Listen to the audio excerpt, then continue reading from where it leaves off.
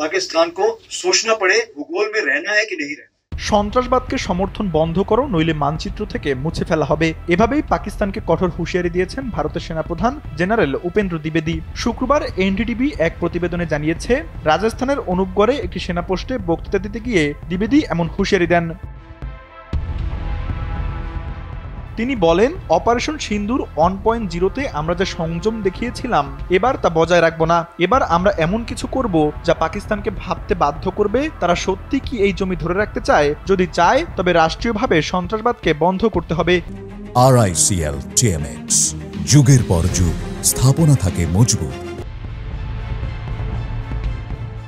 এনডিটিভির প্রতিবেদন অনুযায়ী ভারতের সেনাপ্রধান জেনারেল দ্বিবেদী কড়া বার্তা দিয়ে বলেছেন, সেনারা যেন প্রস্তুত থাকে, কারণ ঈশ্বরের ইচ্ছা হলে খুব শিগগিরই তারা একটি সুযোগ পেতে পারে।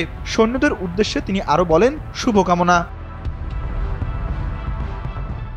জেনারেল দ্বিবেদীর এই মন্তব্য air chief marshal AP Singh এর আগের দিনের বক্তব্যের পরেই এসেছে, যেখানে তিনি সীমান্ত পরিস্থিতি নিয়ে সতর্ক করেন। সেনাপ্রধান জানান, অপারেশন সিন্দুরের সময় ভারত সুস্পষ্ট সিদ্ধান্ত নিয়েছিল কোনো নিরীহ মানুষের ক্ষতি হবে না এবং কেবল সন্ত্রাসবাদের বিরুদ্ধে নির্ভুল অভিযান চালানো হবে। আমরা শুধু সন্ত্রাসবাদীদের ঘাঁটি, প্রশিক্ষণ কেন্দ্র এবং মূল পরিকল্পনাকারীদের লক্ষ্য করে আঘাত হেনেছি।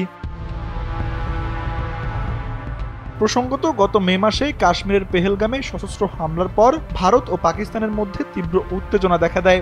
দুই দেশই একে অপরের ভেতরে বিমান হামলা চালায় এবং একাধিক যুদ্ধ বিমান ভূপাতিতের দাবি করে। পরিস্থিতি এমন অবস্থায় পৌঁছায় যে প্রায় যুদ্ধ শুরু হওয়ার উপক্রম হয়। তবে আন্তর্জাতিক মহলের চাপ এবং দুই দেশের পারস্পরিক আলোচনার ভিত্তিতে গত 10 মে একটি যুদ্ধবিরতি কার্যকর হয়।